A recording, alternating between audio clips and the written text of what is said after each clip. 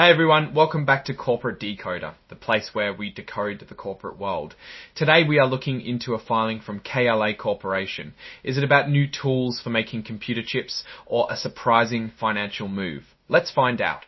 This report reveals KLA's new $1.5 billion credit line. What does it mean for a big company to get such a huge amount of money at once?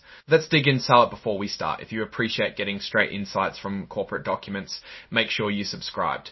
We also have a Discord community linked in the description below for more in-depth discussions and insights.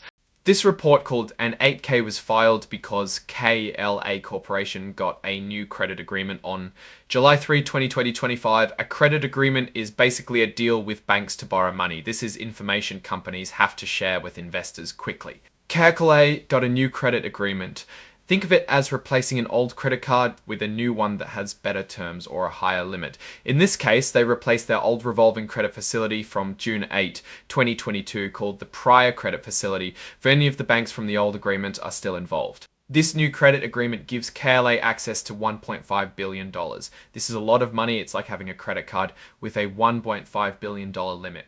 A portion of this credit, $150 million, is specifically for what's called letters of credit. These are like guarantees. Another smaller portion, $1 million billion, is for for amounts called swing line loans. Also, they might be able to increase the total amount by up to $500 million later, which would bring their total up to $10 billion.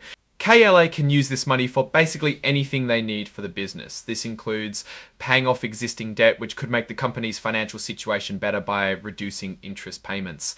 The credit agreement lasts for 5 years, expiring in 2030, but KLA can extend it twice, each time for another year if the banks agree. This means they could potentially keep this credit line open until 23rd credit line, open until 2032. KLA can also repay the loans whenever they want without paying extra fees. They can borrow money, pay it back, and borrow again as needed. When KLA borrows money, they can choose between two types of loans. One option is called a term SOFR loan, and the other is an ABR loan. The term SOFR loans are based on a standard rate plus an extra percentage that depends on KLA's credit score. The better their credit score, the lower their interest rate they have to pay. ABR loans are based on another base rate and have no extra percentage added. KLA also pays a fee for the credit line, even when they are not borrowing any money. This fee is also based on their credit score. Interestingly, this credit agreement includes terms related to sustainability. If KLA meets certain goals for reducing greenhouse gas emissions and using more renewable energy, they can get lower interest rates and fees. However, if they don't meet those goals, they might end up paying more.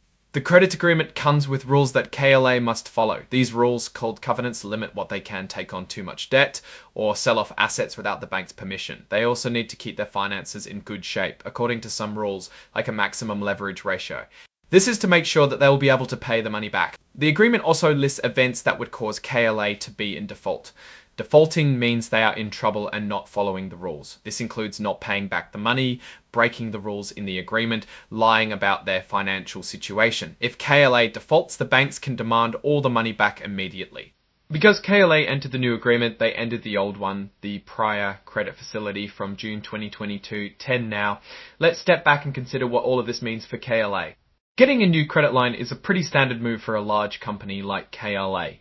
This new $125 billion credit line gives KLA a lot of financial flexibility. They can use it for various purposes like acquisitions, investments, share buybacks, or just to have a safety net in case of unexpected expenses. The sustainability aspect is also interesting. It shows that KLA is serious about environmental responsibility and willing to put their money where their mouth is. If they meet their sustainability goals, they'll save money on interest, which is a win-win. However, there are also risks to keep in mind. Credit lines come with conditions and limitations. If KLA violates the terms of the agreement, they could face penalties or even have the credit line revoked. Also, taking on too much debt can weaken a company's financial position, making it harder to invest in growth or weather economic downturns. Overall, this new credit agreement seems like a positive development for KLA. It gives them the financial resources they need to pursue their strategic goals, while also incentivizing them to be more sustainable. KLA appears to be in a stable position by the looks of it, but it's always important to keep an eye on how companies manage their debt and ensure they are using it wisely. Alright, that's our breakdown of KLA's latest credit agreement. What's your take on this financial move and what it signals for the company's future? Drop your thoughts in the comments. If this analysis was valuable, hitting that like button really helps, and subscribe for more deep dives. Don't forget to check out the Discord in the description. Thanks for watching. See you next time.